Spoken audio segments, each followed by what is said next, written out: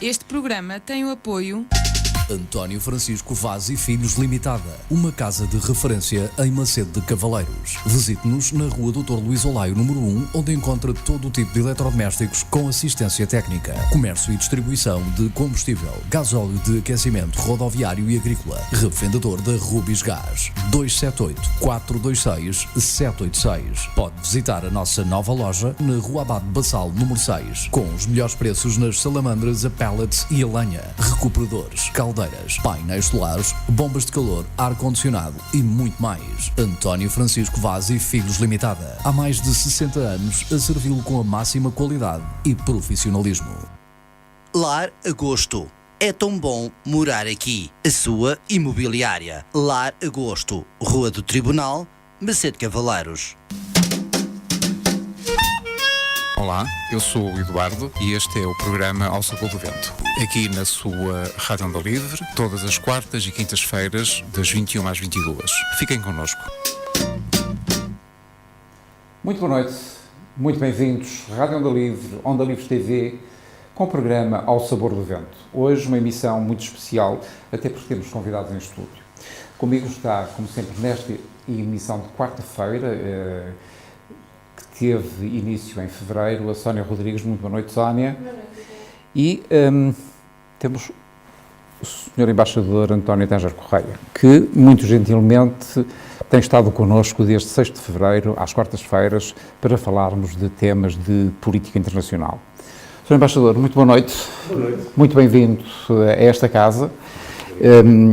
Se bem que não seja a primeira vez que nos deu o privilégio de conversar connosco. Prazer. O prazer é nosso. Se bem que está recordado, a primeira vez que conversámos foi, salvo erro, há 2 anos, quando o Sr. Embaixador estava no Catar. No Catar, exatamente. Fizemos um direto do Catar.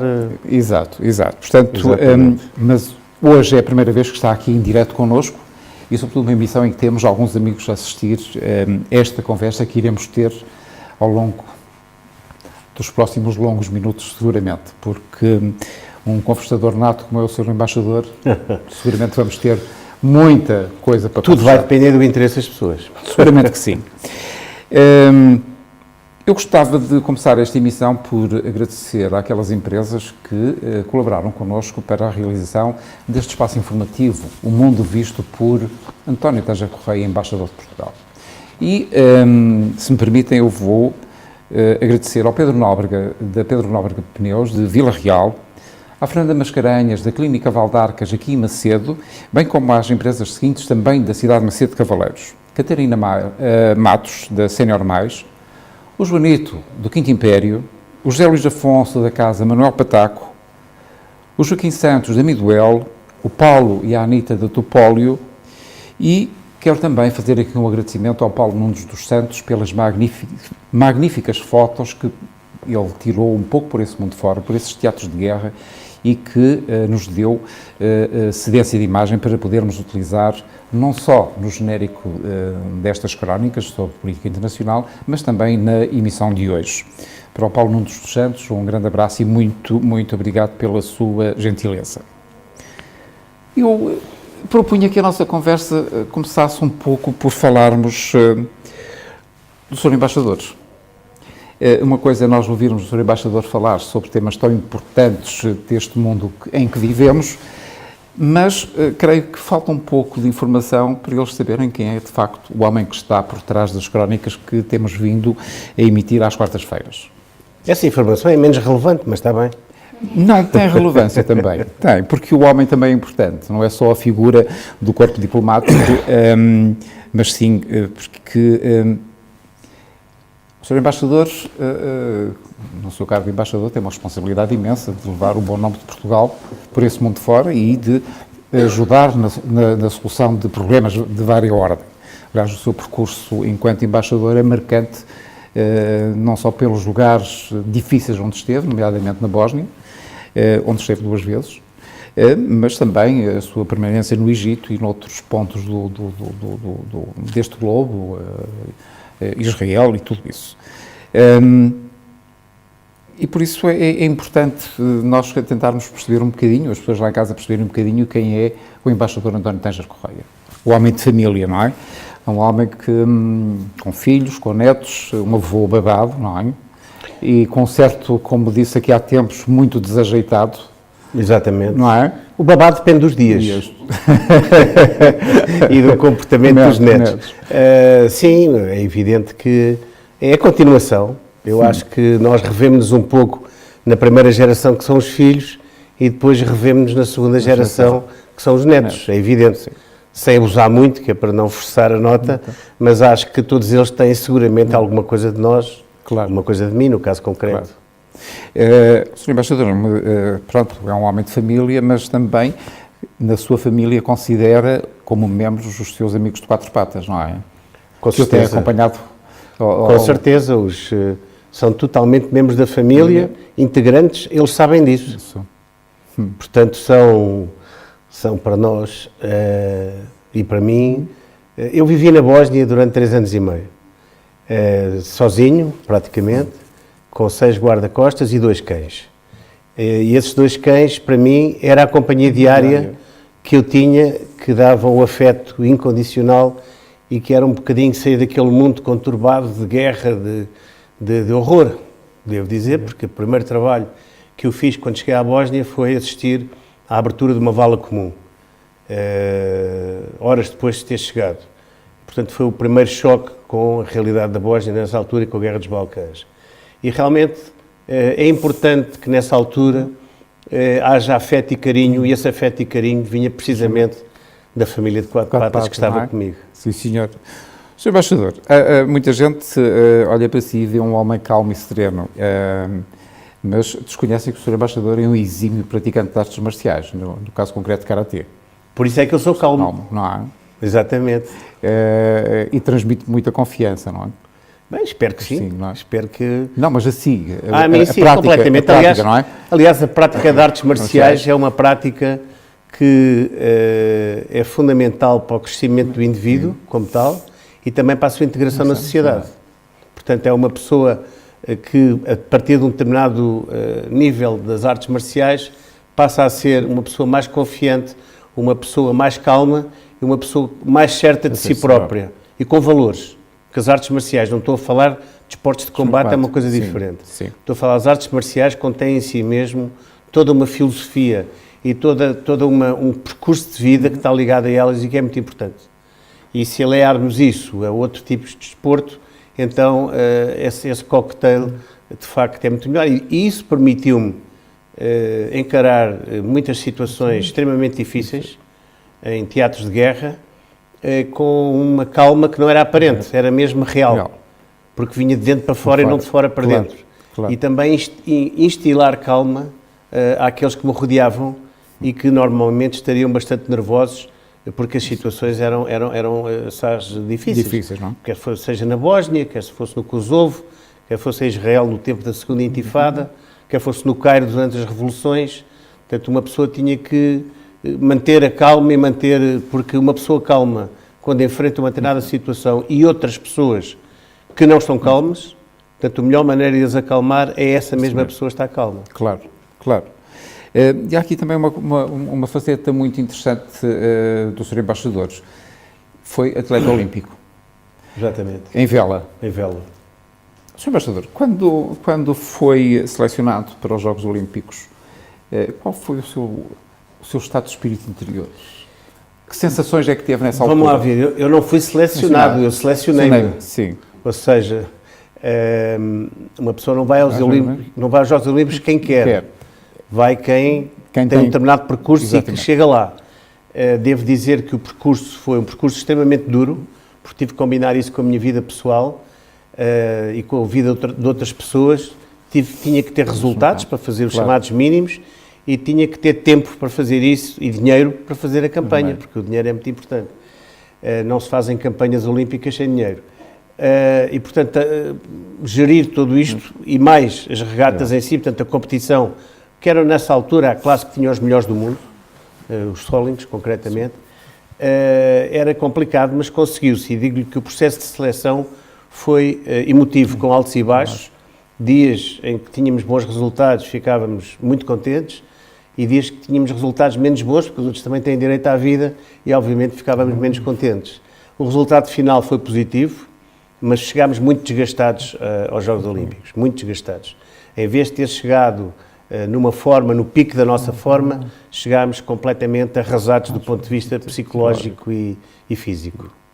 Mas não deixou de ser algo extremamente emocionante para si participar nos Jogos Olímpicos, não é? Não tanto como eu pensava.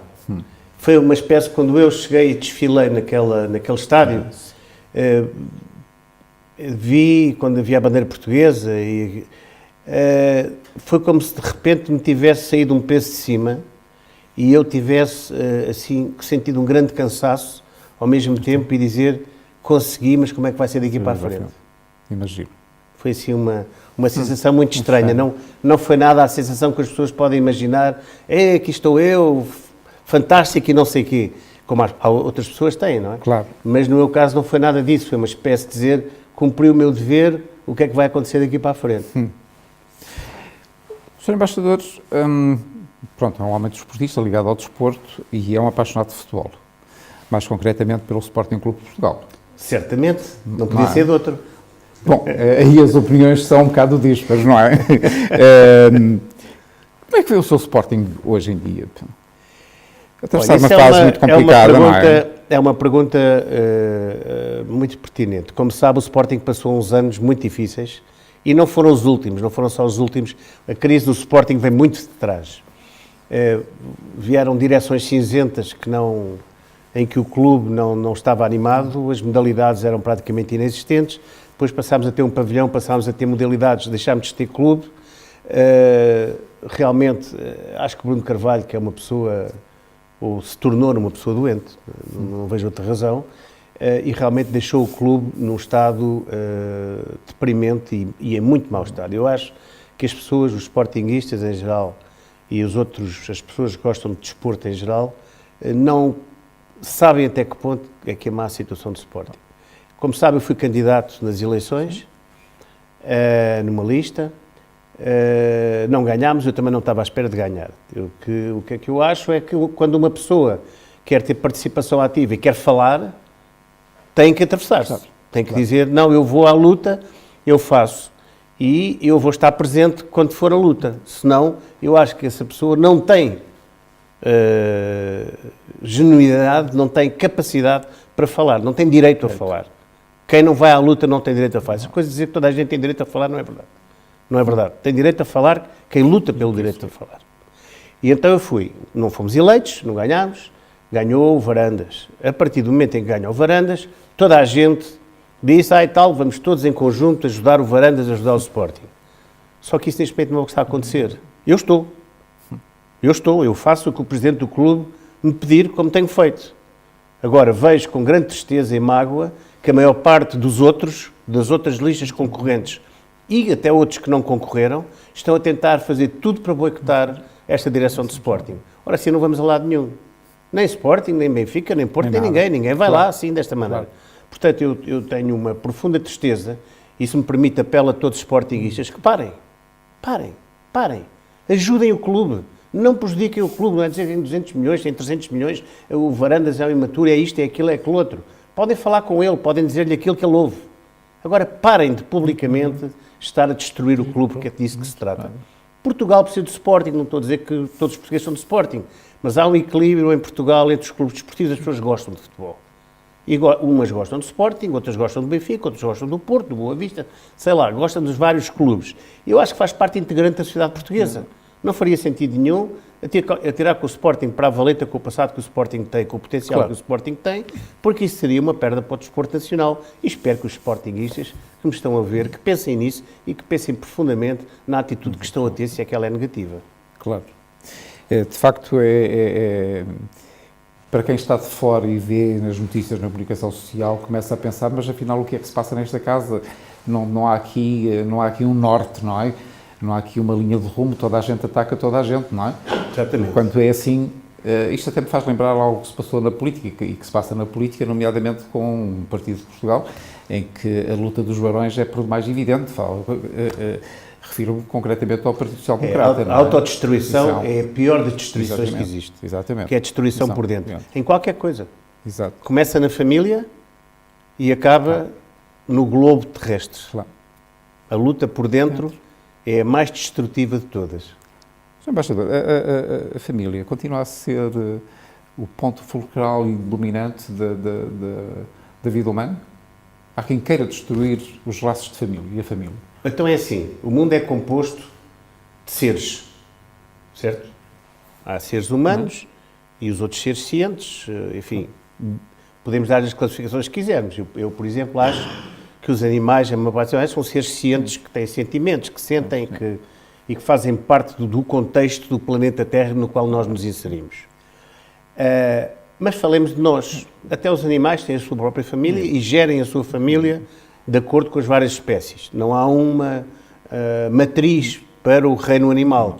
São todas diferentes umas das outras. A nossa também é diferente. Agora, a nossa matriz, enquanto raça humana, nós temos que gerir a família como elemento de continuidade. Porque no dia em que nós deixarmos de gerir a família como elemento de continuidade, a nossa raça humana vai implodir. Vai implodir e vai implodir da pior forma. E vamos voltar àquilo que falámos nas nossas crónicas, que é totalitarismo versus individualismo ou sociedade, ou democracia. O que é que quer dizer? Quanto mais destruirmos a sociedade, mais espaço estamos a dar ao totalitarismo. E quando se o totalitarismo chegasse, nós, como seres humanos, diminuiríamos a nossa capacidade a 90%. Seríamos pouco mais que escravos desse próprio totalitarismo. Portanto, voltando atrás, sendo a família a raiz da sociedade, essa raiz, uma vez cortada, deixa a sociedade à margem de qualquer sopro de vento. À semelhança de uma árvore grande e frondosa, mas com raízes fracas, que é derrubada por qualquer sopro de vento. Há uma outra árvore menos frondosa, mas com raízes profundas, que pode vir o vento que vier, que a árvore fica de pé. Assim é a família, assim é a sociedade e assim é o planeta Terra. Porque se a família não for a base da sociedade, é evidente que a tal árvore cai à primeira. E quando cai o caos. Deixa de haver valores, deixa de haver sociedade. E eu não estou a dizer isto de uma perspectiva conservadora. Estou a dizer isto de uma perspectiva até, hoje em dia, bastante revolucionária. Porque é revolucionário ser-se a favor da família. O que é politicamente correto é ser-se contra a família e destrutivo da sociedade. Exatamente. E quando eu digo família, não estou a dizer que um casamento tem que durar a vida inteira. Tem que haver percepção. Pode haver 1, 2, 3, 4 casamentos, não é por aí. A partir do momento em que haja sempre um núcleo familiar que segue. Pois as opções são de cada um. Claro. Mas não quer isso dizer que uma pessoa tem que estar casada uma vez e depois morre casada com a pessoa. Se for assim, ótimo. Se não for assim, também é ótimo.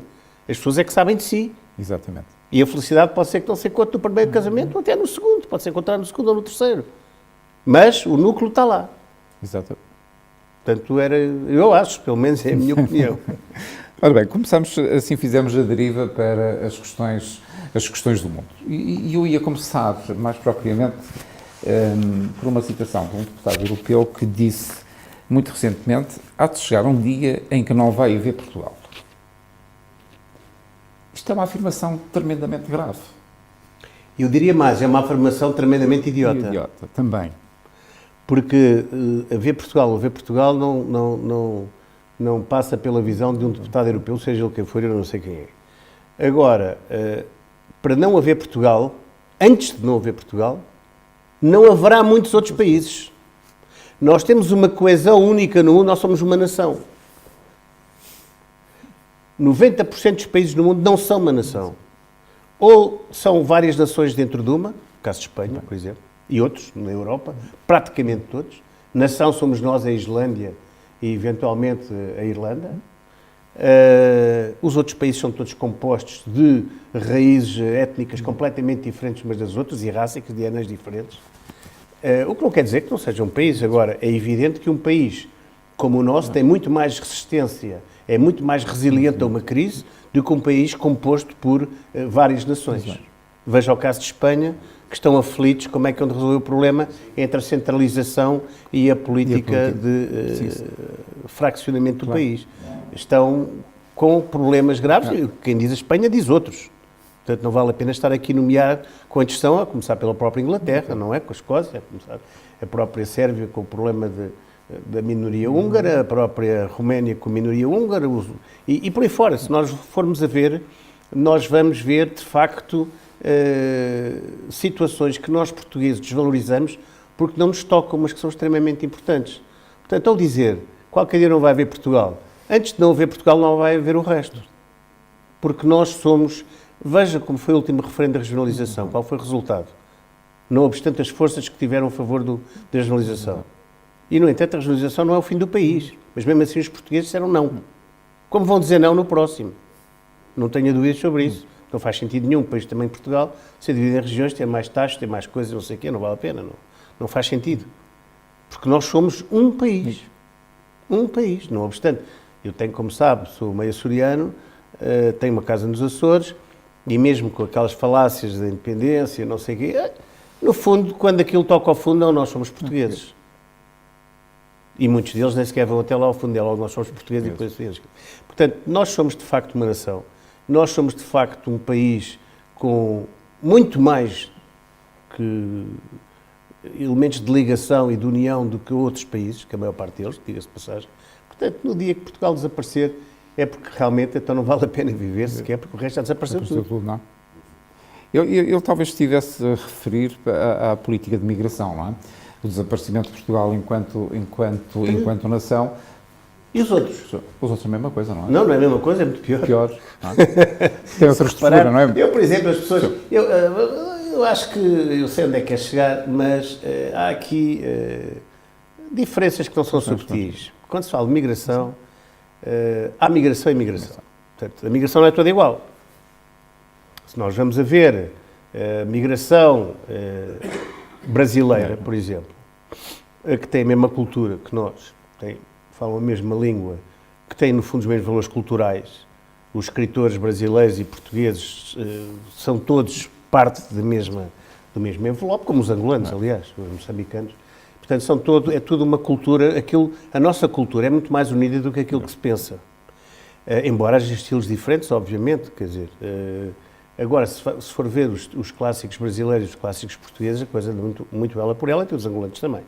Portanto, eu faria a distinção entre angolanos, brasileiros e até, digamos, europeus de leste, que têm a mesma cultura que nós, têm os mesmos valores civilizacionais que nós. E isso é uma migração que nós devemos acolher de braços abertos, claramente.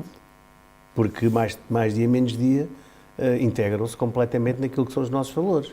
Já outras migrações já não é a mesma coisa. Ou seja, pessoas que não têm a mesma cultura, que não têm o mesmo modo de vida, a mesma coisa, muito dificilmente, e que vivem em guetos, muito dificilmente se integrarão na cultura portuguesa, e aí eu diria que os nossos braços não deveriam estar assim tão abertos. Portugal é ainda um cantinho do céu, um pedaço do céu, no meio destes conflitos todos? Não vive mal, pois não? Não. Nós temos a nossa dose de problemas. Agora, não temos carros em fogo na rua, não temos lojas partidas, quer dizer, muito de vez em quando. Mas assim como sistema não temos, pois não. Não. Não temos grandes guetos onde as senhoras não podem entrar vestidas dessa maneira, por exemplo, não temos. Não temos níveis de criminalidade e antissocialidade como outros têm na Europa. Aliás, é uma das razões pela qual muitos franceses e muitos europeus do Norte e outros e do Centro estão a vir para Portugal, pessoas com posses, e vêm para aqui passar as suas reformas, muitos, é precisamente por causa, e brasileiros, por causa da segurança que Portugal oferece. Portanto, nesse aspecto, segurança, clima, qualidade de vida, Portugal é um país à beira de plantar. Quanto ao desenvolvimento, infraestruturas, governabilidade em si, aplicabilidade dos impostos, etc., aí já tenho algumas dúvidas que nós sejamos um exemplo para a humanidade. Mas não vai desaparecer, com certeza, não é? Não, mesmo com os impostos. Sim, mesmo com os impostos.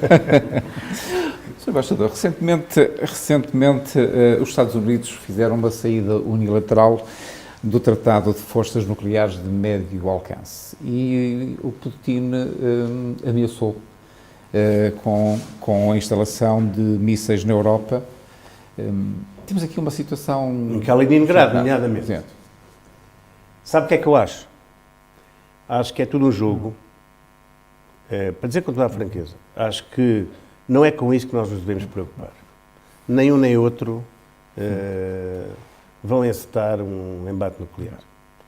É evidente que isto é um jogo, no fundo, para provar que cada país tem o seu espaço próprio, e os líderes deixam isso bem claro, mas sem, no fundo, se digladiarem a um nível mais alto. E outra razão também é porque é um bocado a prova de que a Rússia de Putin não se imiscuiu, ou não se imiscuiu da maneira que algumas pessoas querem fazer crer, na campanha americana das eleições de Trump.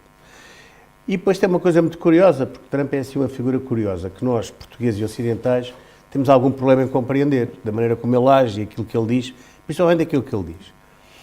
Mas aqui aplica-se um bocadinho a história do Frei Tomás, quer dizer, olha o que ele diz, não olhes o que ele diz, olha o que ele faz, quer dizer, o que é facto é que a América, de há não sei quantos anos para cá, mas muitos, nunca teve presente em tão poucos conflitos no mundo. Ou seja, a relação de conflitualidade dos Estados Unidos no mundo diminuiu drasticamente. E é isso que me interessa, porque eu não sou americano. Se o Sr. Trump governa mal ou bem a América, quer dizer, bem, a maior potência do mundo tem algum interesse para mim, mas eu não tenho voz ativa porque não sou americano, eu não votei. Agora, se a conflitualidade no mundo, se a paz no mundo está ou não ameaçada, isso interessa-me diretamente. E o que é facto é que ele descobriu uma coisa fantástica, que até agora, vamos lá ver o que é que isto dá daqui para o futuro, que é vender armas sem fazer guerra. Que é uma descoberta fantástica. Até agora todos os presidentes americanos, para vender mais armas, faziam umas guerras.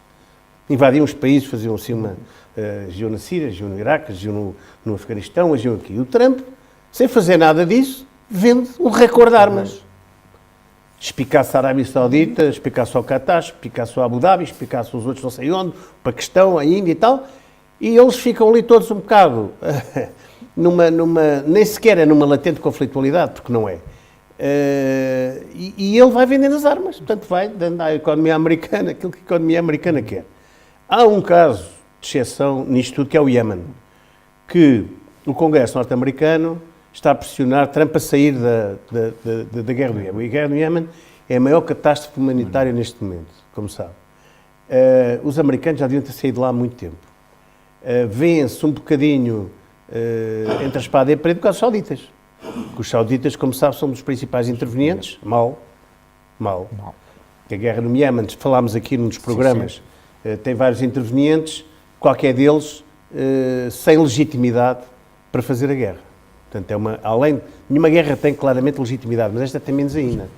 E a carga na população civil, principalmente a mais desprotegida, que são as crianças, tem sido uma brutalidade. Tem morrido crianças à fome, assim, dezenas, centenas por dia. Não pode ser, são seres humanos. Portanto, isso aí eu acho que os americanos deviam fazer uma força, um forcing para parar com esta guerra de uma maneira ou de outra. Isso acho que é essencial para demonstrarem a sua boa-fé relativamente aos conflitos de alta intensidade. Nesta história dos Estados Unidos-Rússia, a propósito da saída dos Estados Unidos deste tratado, qual é o papel da NATO que fez agora 70 anos de existência? Então a NATO vê os mísseis passar por cima, não é?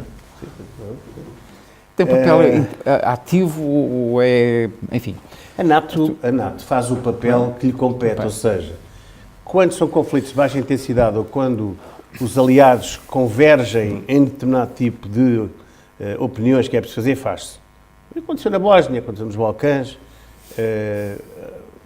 para dizer que de alguma forma aconteceu no Médio Oriente, de alguma forma, não ostensiva, de alguma forma quando não é muito difícil, a NATO atua. Veio o ARC, que é o ponta de lança da NATO, estabelece um comando, a partir daí coisa. E funciona. Funciona. Com logística americana, com logística inglesa e tal, funciona. Para assuntos mais relevantes como esse que mencionou, aí já é mais complicado. Porque aí os países não deixam que ninguém interfira. Quer a Rússia, quer os Estados Unidos. Ou, eventualmente, a China, no caso concreto. Claro. Portanto, aí a NATO tem a sua função e tem uma função de otimização das Forças Armadas dos países membros. O que é bom. Faz esses conjuntos, portanto, há toda uma... Aí temos ali um tenente-coronel que me pode dizer se eu estou a mentir ou não. Temos ali toda uma operacionalidade que é montada pela NATO, que é positiva. E também uma troca muito grande de experiências e de tecnologias e tudo que me parece muito bem. Agora, quando a guerra toca a níveis mais elevados, aí é mais complicado. Vamos sair da Europa por um bocadinho, já cá voltamos. Mas sem ser num Boeing, se faz favor. Sim, também.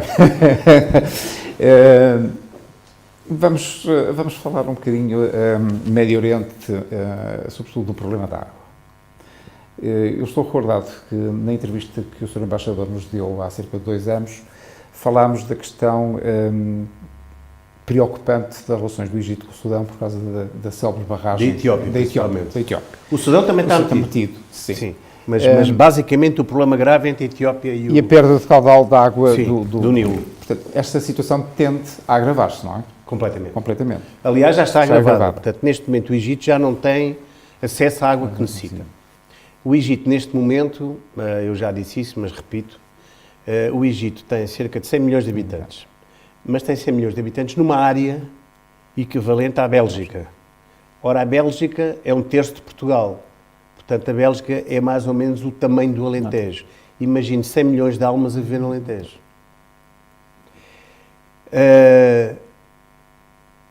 A barragem que o Nasser mandou fazer teve vantagens e inconvenientes. Vantagem, regularizou o custo do Nilo. Inconvenientes, toda a aluvião que as águas faziam quando havia as enchentes deixou de acontecer.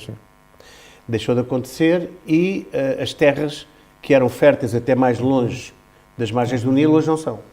Portanto, diminuiu muito a produção alimentar no Egito. O algodão, por exemplo, desapareceu. Por exemplo. Portanto, o Egito está neste momento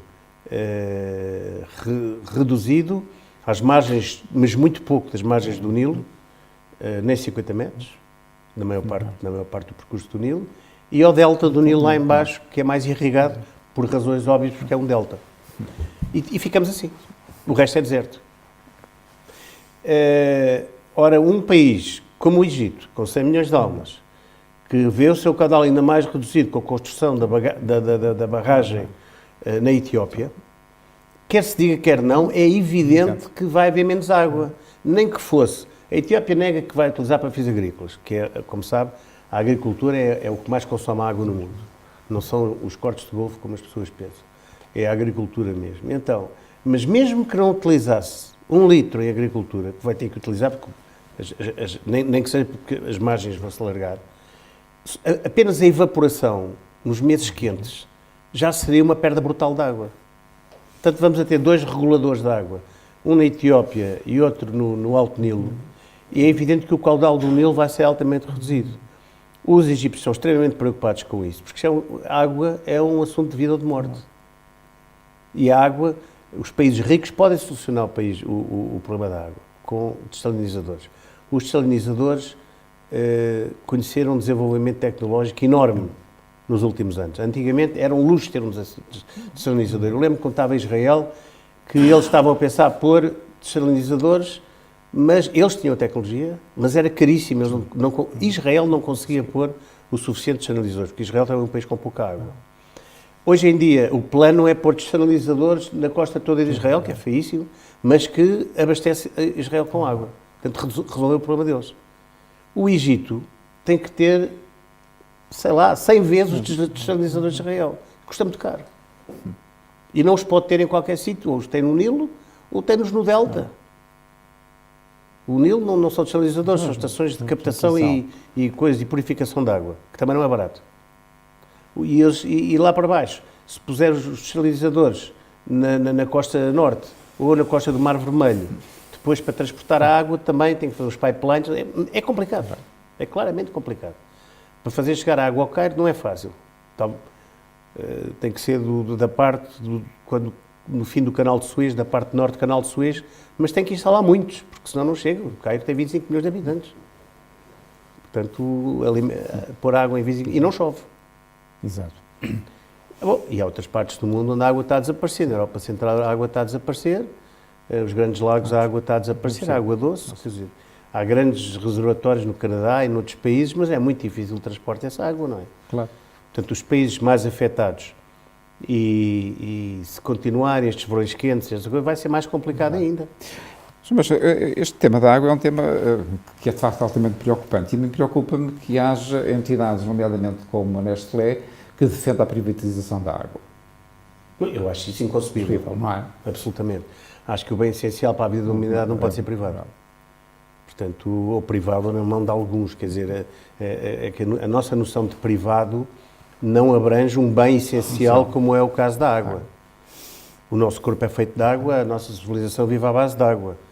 Se dão na mão de uma empresa ou de um conglomerado de empresas a água, então aí ficamos completamente dominados.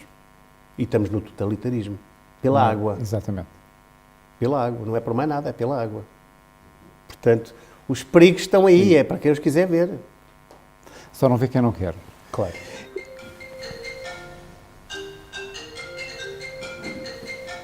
Bom, temos aqui Tem um concerto de música telefónica. Bom, também são estes os imponderáveis de uma transmissão em direto, não é? Com certeza. Há um tema que nós já falámos nas crónicas, mas não quer demais falarmos, que é o problema da islamização da Europa. E, nomeadamente, a possibilidade de tomarem o poder por via legal, ou seja, por força do ato eleitoral. Como é que o Sr. Embaixador vê esta situação? Eu acho que antes de chegarmos aí, acho que vai haver muitos solavancos. Porque isso teria que haver, já há alguns eleitos, nomeadamente na Inglaterra, como sabe. Sim. As principais cidades são geridas por muçulmanos. Cidades, mas atenção, porque as cidades, o conceito deles não é igual ao nosso. São unidades mais pequenas que as nossas. Então, são aqueles centros comerciais, centros habitacionais mais centrais e mais pequenos. O problema é se houver uma integração. Agora, o problema mais grave é se, de facto, as várias comunidades começarem, digamos, num conflito que, de baixa intensidade, passa a um conflito de alta intensidade. Aí não chegamos a eleições. Eu ia convidar um dos nossos assistentes a vir aqui, porque eu gostava de ouvir a opinião deles sobre esta questão da islamização da Europa. Sr. Ferreirinha, eu gostava de ouvir a sua opinião, pode ser? Só tem direito a uma banqueta, olha. A produção só lhe oferece uma banqueta. Sim. Está a funcionar? Desde que a luz apareça, está ok. Está. Boa noite, José. Boa noite. Então, o que é que acha deste problema? Preocupa o facto de cada vez mais nós olharmos para este problema da migração de muçulmanos para o nosso país, porque muita gente seguramente que esqueceu as palavras do Muammar Gaddafi, quando ele disse aqui há muitos anos que não valia a pena fazer guerra na Europa porque íamos vencê-los pelo número. Qual é a sua opinião? É assim, se nós aqui na Europa não conseguirmos manter alguns valores que nos ensinaram na história, isso poderá acontecer. Portanto, enfim, os países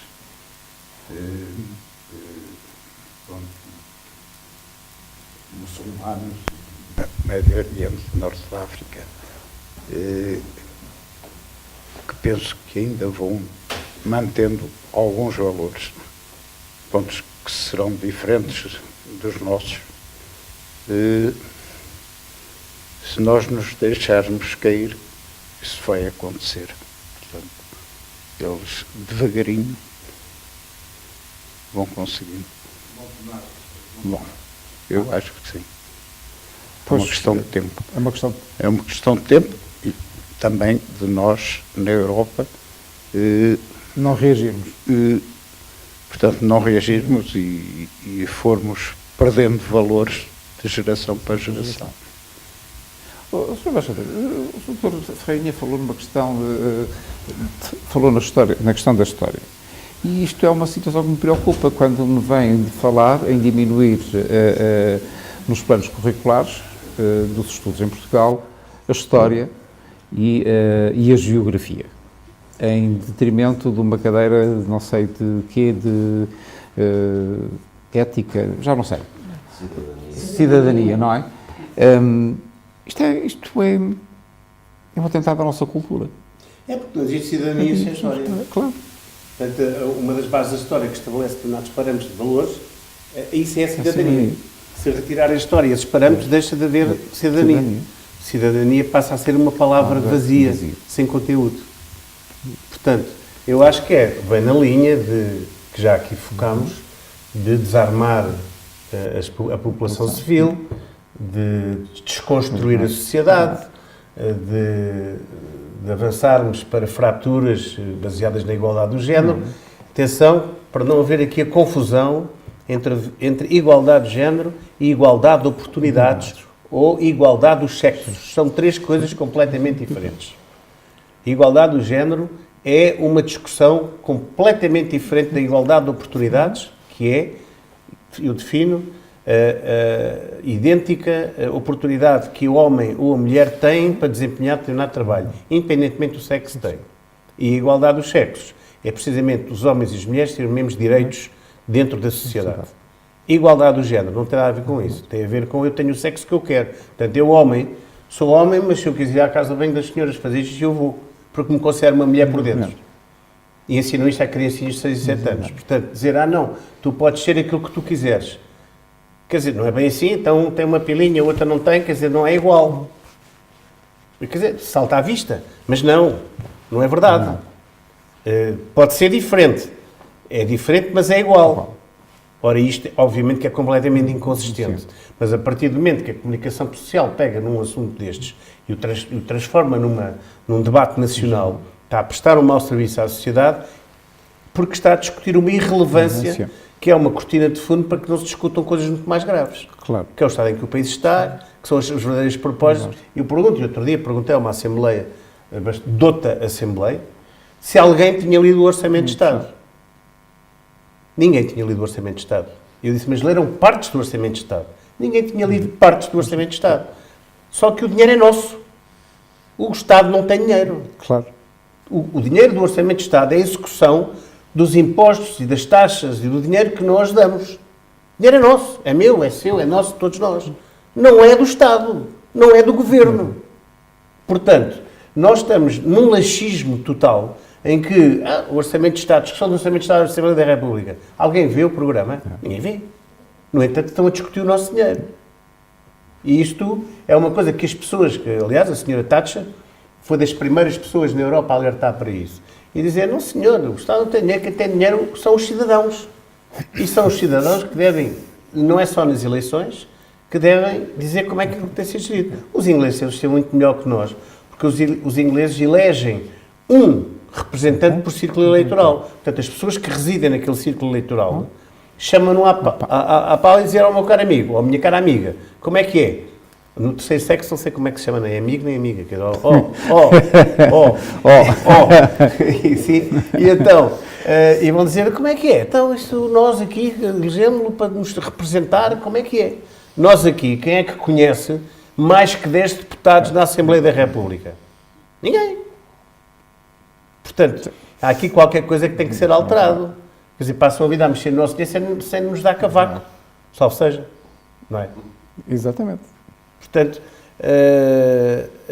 isto estávamos a falar do tal, no fundo, porquê deixar de estudar História. Isto faz parte da desconstrução da sociedade. Porque a História, obviamente, muitas vezes é ensinada de forma não muito correta, porque as pessoas não sabem a História, é subjetiva. Nem toda a gente sabe exatamente o que é que se passou.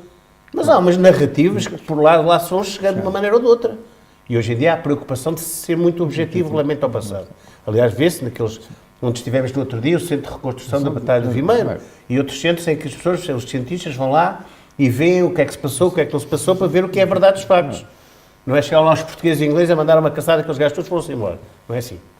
Portanto, as coisas já têm muito mais rigor do que tinha antigamente. Mas continuemos a reconhecer. É como a história da escravatura, que é outro problema. Quem iniciou a escravatura em larga escala, e já não estou a falar da Idade da Pedra, em que as tribos escravizavam uns aos outros e na coisa, foram os árabes que iniciaram, de um ponto de vista institucional, o tráfico de escravos. Não fomos nós. E mesmo assim o que nós fazíamos, nós, os espanhóis, os ingleses, íamos às costas receber, nós não angariávamos, não aprisionávamos os escravos. Eram esses árabes que vinham trazer-nos os escravos e que nós pagávamos e levávamos.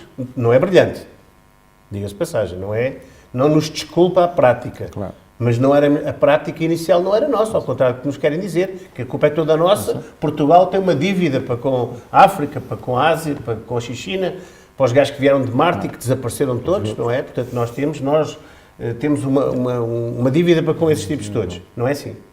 Quer dizer, não tivemos bem, mas na culpa não está todas as nossas costas. Exatamente. E essa escravidão, que foi iniciada, como o Sr. Embaixador disse, pelos árabes, hoje está aí em força. Continua. Continua em força. Com certeza. Sobretudo a compra e venda de mulheres e crianças de religião católica da África subsaariana. Exatamente. Claro. Mas aquilo que nós temos, que alguma comunicação traz à luz, é a venda de mulheres e crianças de religião católica cristã. Sim, são os chamados escravos do Estado Islâmico. Pois é, isso aí, mas não são só esses. Não são só esses. Nós temos na Líbia um tráfico brutal de seres humanos. Na África subsaariana continua, quer dizer, e nós aí não temos, nesta altura, não estamos nem de um lado nem do outro.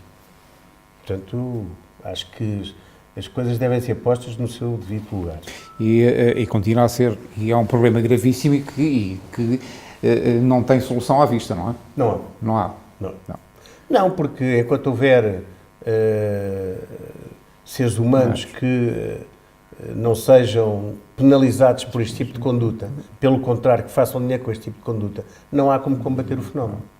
Eu lamento, não sei, também não vamos fazer uma guerra por causa disso, acho eu. Agora, que são seres humanos, que merecem respeito, merecem, e que realmente não são tratados como tal. Claro. Nas crónicas que temos tido a oportunidade de manter até agora, abordámos várias questões já. E, de facto, algumas delas são questões marcantes. Eu lembro que na primeira conversa que tivemos, que gravámos em Cascais, o Sr. Embaixador foi muito claro em relação à ONU, ao Pacto de Migração que foi assinado em dezembro e à imposição de cotas de migração. Qual é a sua opinião concreta em relação a isto? Como é que isto nos afeta a nós aqui na Europa? Porque é curioso, eu não vejo países ricos árabes, nomeadamente a Arábia Saudita, Emirados Árabes Unidos, o Bahrein, o Dubai, receberem migrantes daquela região. Zero. Quer dizer, eles não se sentem bem no país onde estão, não se sentem bem em lado nenhum, sentem-se bem na Europa, mas querem impor o seu modo de vida na Europa. Sim, com certeza. É evidente que na região do Golfo não há um único refugiado. Há migrantes legais, mas sob condições de trabalho bastante duras, para dizer o mínimo, e que têm que sofrer muito para ganhar alguma coisa para levar de volta para a terra deles, nomeadamente indianos, bangladeshis, filipinos, portanto, é uma espécie, não diria que é um trabalho escravo, porque passa pelo consentimento das pessoas daquilo que vou fazer, mas é um trabalho extremamente duro que não deveria ser imposto a seres humanos. Isso claramente. Quanto aos outros países do Médio Oriente propriamente dito, já existem, obviamente, autoestradas de penetração da Europa, porque já existem comunidades que estão assentes e que vivem e que estão a viver na Europa, e essas próprias comunidades chamam mais gente. Portanto, é uma história que nunca acaba. Portanto, é toda uma vinda. E aquela, quando se fala de pessoas que foram salvas no Mediterrâneo, salvo raras exceções, é tudo mentira. É um tráfico, como outro qualquer. Porque vêm os semi-rígidos da costa líbia, vêm os navios, seja os navios das Forças Armadas que estão a fazer a operação, seja navios chamadas ONGs, que são pagas para isso, fazem o transbordo para esses navios e depois vêm calmamente para a Europa. Portanto, isto não é salvar ninguém no Mediterrâneo, isto é transportar pessoas, um serviço de transporte de pessoas da África do Norte, e eles são normalmente originários da África subsaariana, para a Europa, cobrando um X. É assim que as coisas se passam.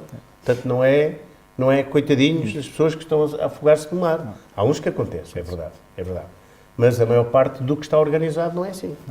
E, aliás, nós vemos nas imagens, eles chegam, os jovens, saudáveis, fortes, vêm algumas pessoas de idade no meio para tentar escamotear a realidade, perdem os documentos, mas não perdem o telemóvel topo de gama. Pois não, mas é que as prioridades são diferentes. Não é? Pois.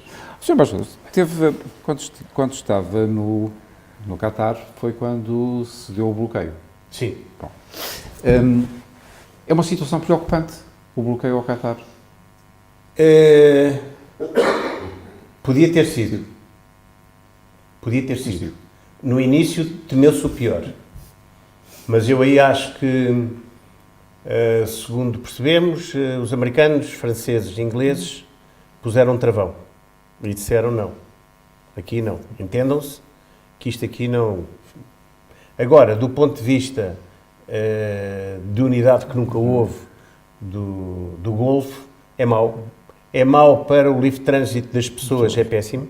Porquê? Porque a maior parte das famílias nesses países, nomeadamente os países da região, estão repartidas por esses países. Portanto, os países que estão em questão, portanto, a Arábia Saudita, o Abu Dhabi e o Bahrein, de um lado, mais o Egito, e a bloquear o Qatar. O Egito teve como consequência o despedimento de uma série de egípcios que trabalhavam no Qatar, coitados, sem culpa nenhuma, e depois o fluxo de pessoas entre esses países foi altamente prejudicado, no nosso caso, por exemplo, de estrangeiros, pura e simplesmente, ou então acabou no caso dos nacionais desses países. Suponha que eu tenho um irmão que está a viver no Abu Dhabi, eu não posso ir lá visitá-lo, não posso entrar no país. Ou se eu tenho um irmão, que é muito comum, um primo ou um tio a viver na Arábia Saudita e vice-versa, não pode. Quando antigamente eram fluxos facílimos que circulavam todos ali. Portanto, eu acho que todos perderam com isto. Ao todos perderem com isto, gerou-se mais um foco de instabilidade.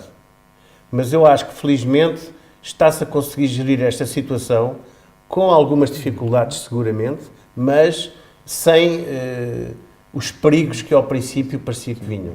Portanto, acho que conseguiu-se, de alguma forma, afastar os perigos mais iminentes, embora se mantenha uma situação de instabilidade e uma situação que não agrada a ninguém. E mesmo com a aproximação do Campeonato do Mundo de Futebol, como é que isso vai ser? Pois vamos ver. Vai ser interessante, porque o Qatar também já disse que não limitava a entrada de cidadãos da Arábia Saudita, do Bahrein e do Abu Dhabi para o Campeonato do Mundo de Futebol. Portanto, o problema é um bocado mais ao contrário, porque o Qatar faz um bocado a parte da vítima, ou seja, vocês podem vir, os outros é que não vêm, nem deixam que os qataris lá vão. Claro. Portanto, o que eu penso é que, quando for do Campeonato do Mundo de Futebol, vai ser muito difícil a esses países que têm gente que gosta muito de futebol, impedirem que eles venham ao Qatar assistir ao Campeonato do Mundo de Futebol. Portanto, eu penso que aí vai-se encontrar, e com as instâncias internacionais vai-se encontrar uma coisa. Agora, é pena que isso seja temporário, que não se encontrem soluções definitivas. Não. Mas aquilo, meu caro amigo, aquilo é quase que guerra entre famílias. Portanto, enquanto durar a animosidade entre, eu diria quase que familiar, ou tribal, vai ser complicado, porque nada os demove. nem americanos, nem russos, nem ninguém, não é? Exatamente. Aliás, a Rússia tem tido um papel mais influente naquela região ultimamente, não tem? Tem. A Rússia, a partir do momento, a Rússia começou timidamente a recuperar o seu papel no Egito, nomeadamente a nível do Canal de Suez e da criação de uma zona económica especial na parte norte do Canal de Suez, da parte mediterrânica, e começou a recuperar a cooperação de alguma maneira, que no tempo do Nasser era a grande cooperação, era a cooperação russa. Só depois, no tempo de Sadat, é que passaram os americanos a ser, digamos, a grande cooperação dos egípcios. E começou timidamente no Egito e depois começou, de alguma maneira, a apoiar o Assad, timidamente, ao princípio, e depois, quando os americanos deixaram as portas abertas, os russos entraram em força. E ao entrarem em força, entraram em força na Síria, ao entrar em força na Síria, é uma porta para a região. Portanto, neste momento, a Rússia é uma força com quem se deve contar na região, o que não acontecia, digamos, há 5, 6, 7 anos atrás. Sebastião, agora só fazendo aqui um pequeno fé-diver. Uma das realizadoras do programa dizia-me que há tempos, quando sou professor embaixador, vinha ao programa, gostava-lhe de pôr uma questão. E eu vou pôr-lhe essa questão em nome dela. Ela perguntou-me, gostava de saber, como é que é viver no país mais rico, considerado o país mais rico do mundo? É assim, para os ricos é ótimo. Para os ricos é ótimo. Agora, há vários graus de vivência. Eu não tenho razão de queixa. Atenção. Nem eu, nem os meus colegas diplomatas, não pode dizer que tínhamos razão de queixa, porque não temos. Éramos bem tratados. Havia sempre, às vezes em quando havia assim uns abrasivos, mas isso acontece em qualquer país. Qualquer país. Até cá.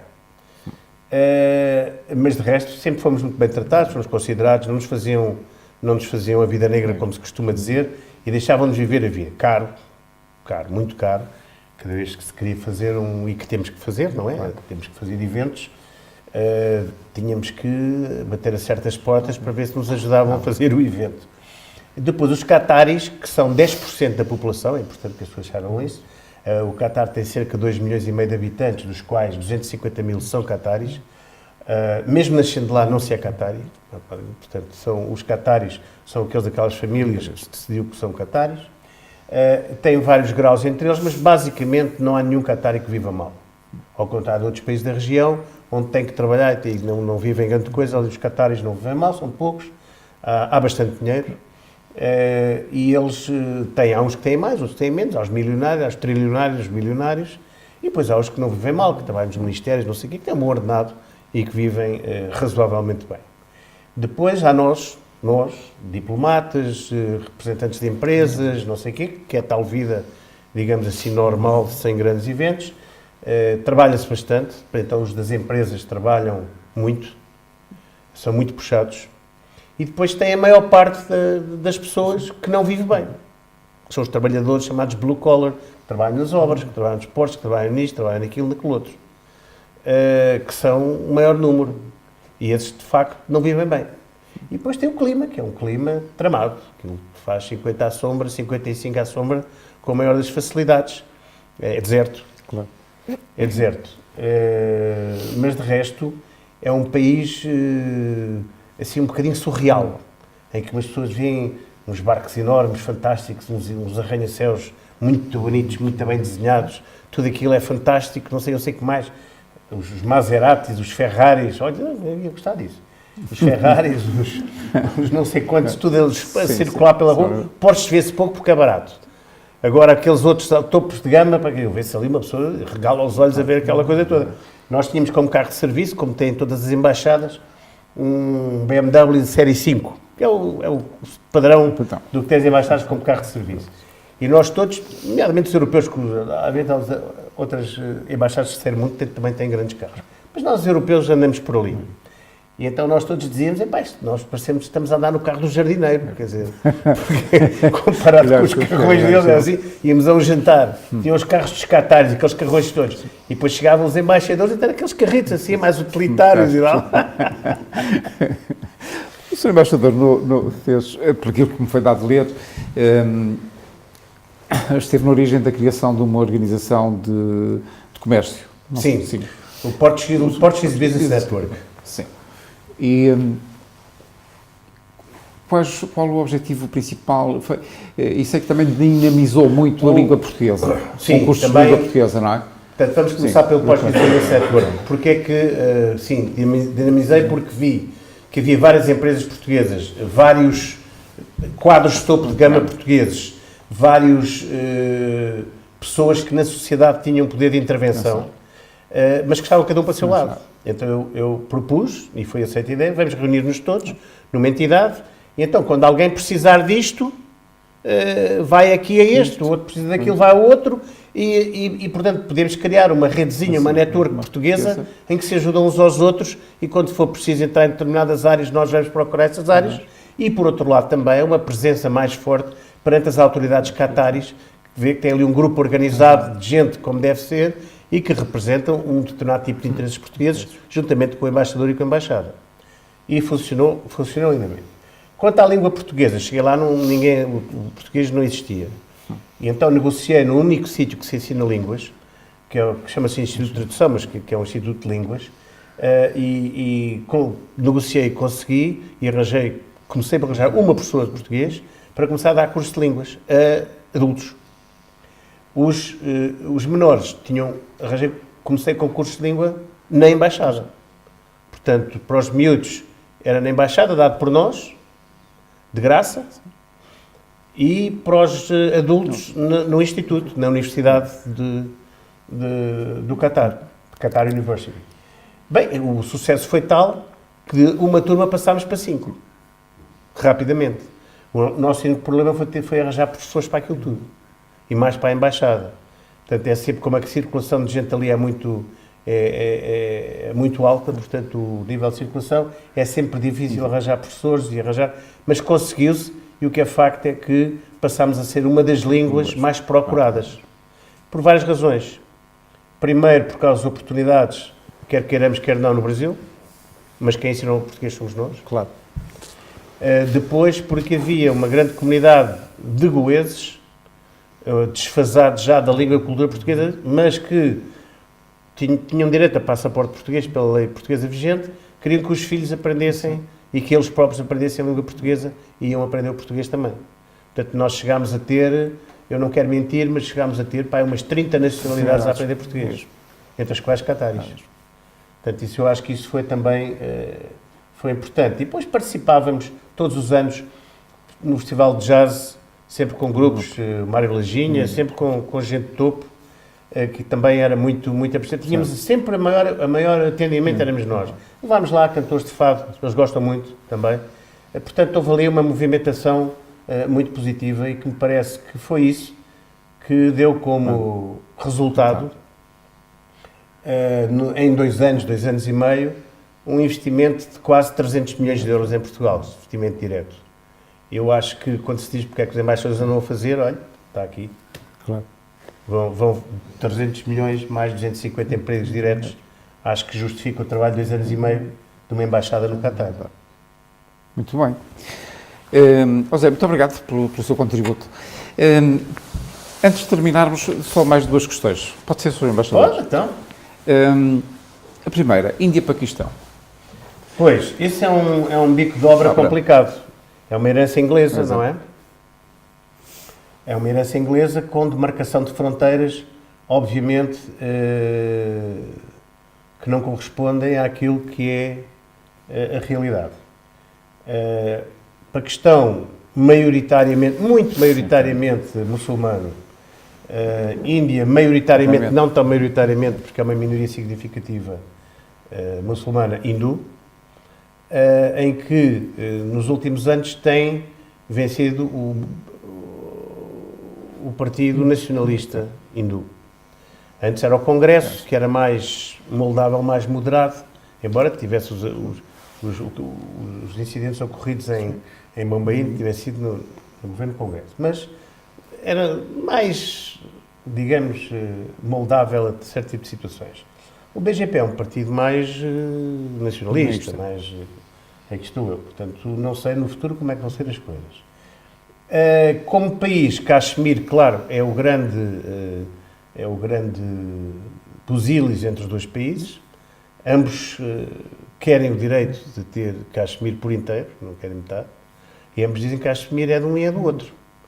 É uma situação, são ambos potências nucleares.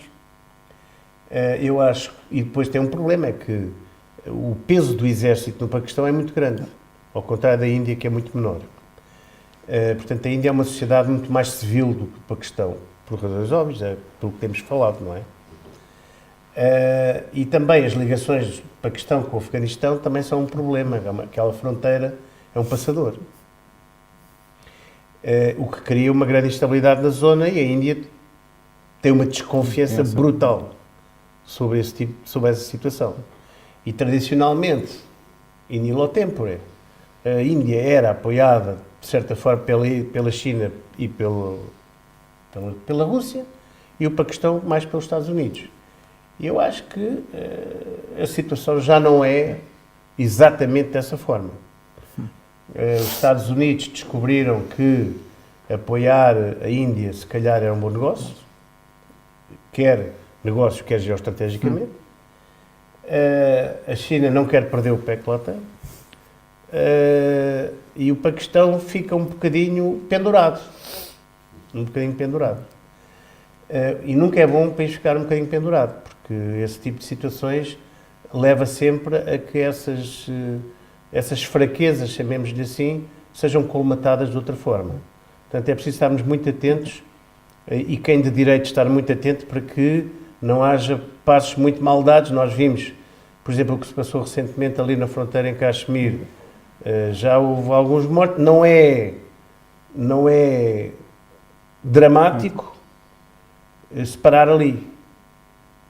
Se não parar ali, devemos preocupar-nos. Pode ter consequências, digamos, claro. Ali tudo tem consequências. Tudo consequências, mas as consequências podem ser altamente gravosas e com potencialidade de escalar para um conflito mais alargado. Há uns tempos atrás, não agora, ainda não se falou nisso, há uns tempos atrás, falava-se nos meios de alguma possibilidade de escalar para um conflito nuclear. Portanto, altamente preocupante. Altamente preocupante. Eu pergunto-me, mas será que há algum governante que decide carregar no botão? Pois, isso é a pergunta do $1 milhão. Não é? É o desespero total. É a solução final, como dizem alguns dos nossos amigos, não é? Exato. Enfim, Sr. Embaixador, para terminarmos, Sónia, tem... Estou a ouvir-vos. Para Portugal, quais serão as eventuais implicações mais diretas da saída mais que expectável do Reino Unido da Europa? Pois isso é outra questão do $1 milhão, ou de euros, como preferir, ou de libras. Caso, libras. Já ouvi várias teorias sobre isso e vários factos em cima da mesa. Umas que dizem que as consequências para Portugal vão ser más, outros dizem que Portugal pode tirar partido disso, quer direta, quer indiretamente, já lá vamos. E outros dizem que não vai ter consequências nenhumas. Bom, quando é que eu digo que podem ser boas ou más? Eu acho que aí depende de nós. Se nós soubermos negociar com a Inglaterra, como sempre negociar, ou a Inglaterra reintegrar a EFTA, e aí nós teríamos que ter uma posição. Agora, o que nós teríamos que fazer era bilateralmente, nesse caso, negociar com a Inglaterra praticamente as mesmas condições que temos neste momento. Portanto, e indiretamente, o que é que podíamos fazer, que enfim, que não se cuida nada a dizer, não sei se é possível se não, que é trazer algumas companhias e empresas que estão sediadas no Reino Unido, se estão sediadas na União Europeia, para virem para Portugal e terem aqui a sua sede. Não sei, se fosse uma companhia estrangeira sediada no Reino Unido, eu ia para a Holanda onde pagava metade dos impostos, mas isso sou eu. Aliás, um dos grandes apoiantes do Brexit mudou a sede da companhia dele para a Holanda. Pois, e algumas companhias portuguesas, se não me engano, também fizeram o mesmo, não é? Sim. Portanto,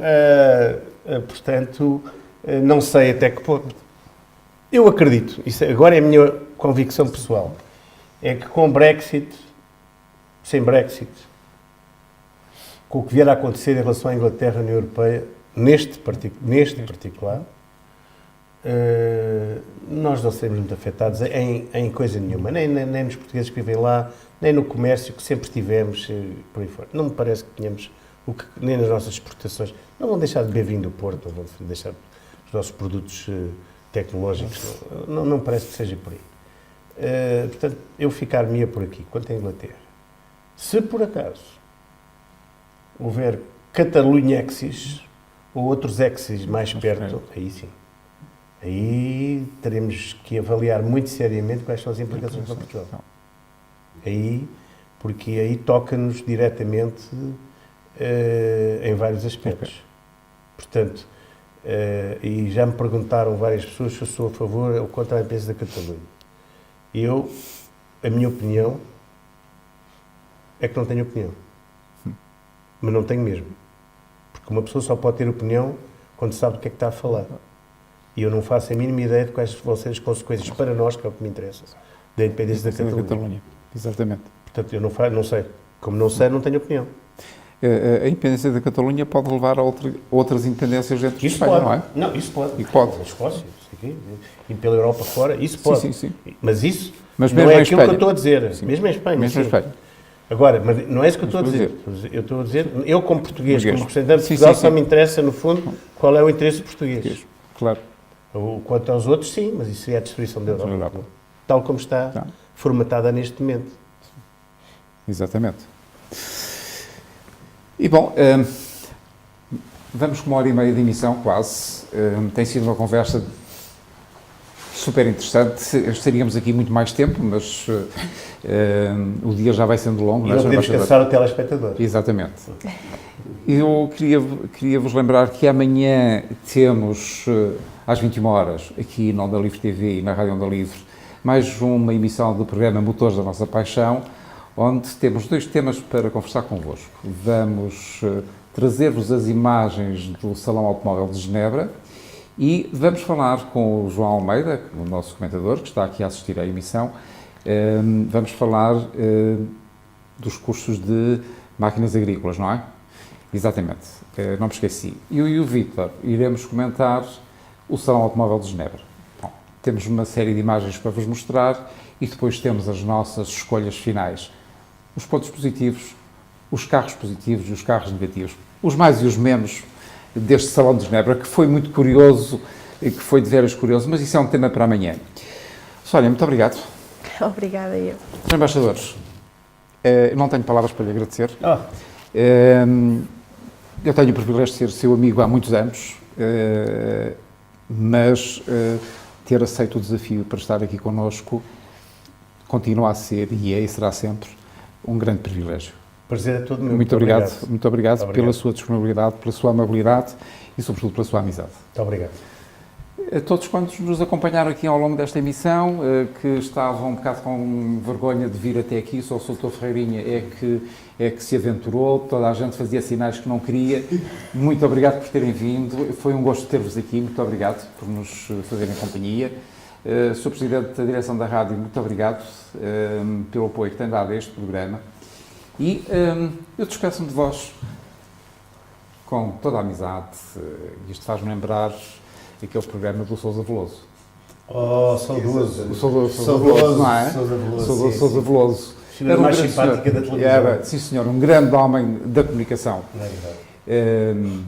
Foi um gosto estar na vossa companhia, como é sempre, nestas emissões de quarta-feira do programa Sabor do Vento. Obrigado por terem estado desse lado. Para nós é um privilégio fazer-vos companhia. Continuação de boa noite, muito obrigado. E até amanhã, se Deus quiser. Às 21 horas aqui, na Onda Livre TV. Boa noite, fiquem bem.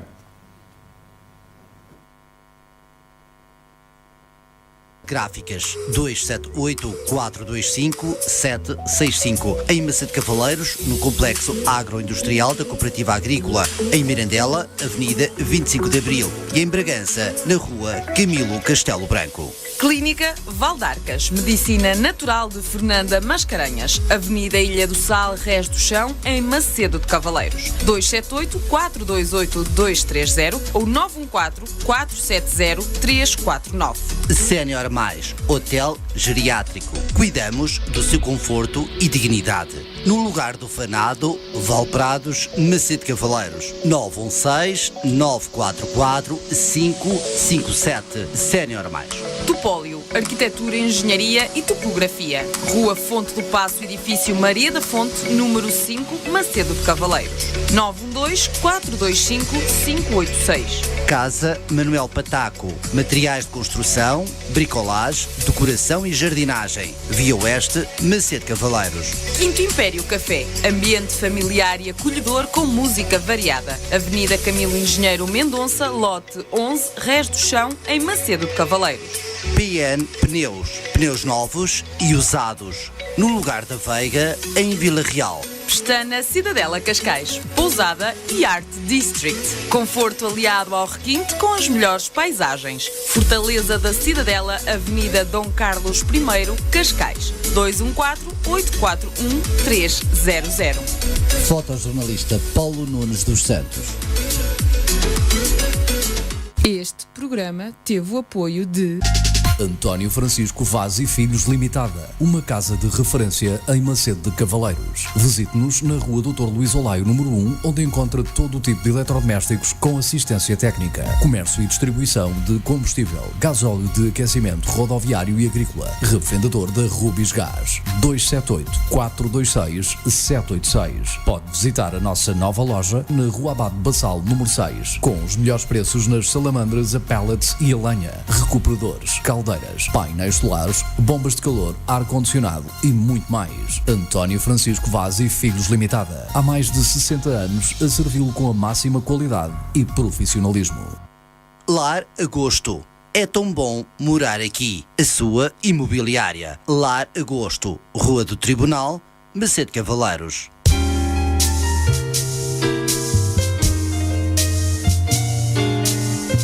Ao sabor do vento. Aqui e agora, para si, para todo o mundo.